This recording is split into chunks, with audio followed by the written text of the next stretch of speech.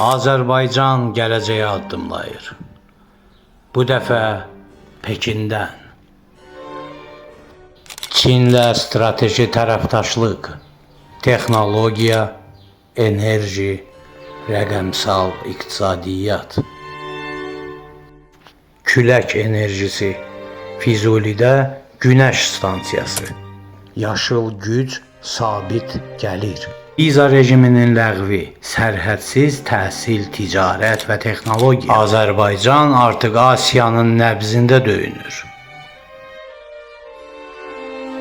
Yeni çağın kəşfiyyatçıları Azərbaycan gəncləri olacaq. Gücümüz, vizyonumuz, birliyimizdir. Gələcək bizimlə formalaşır.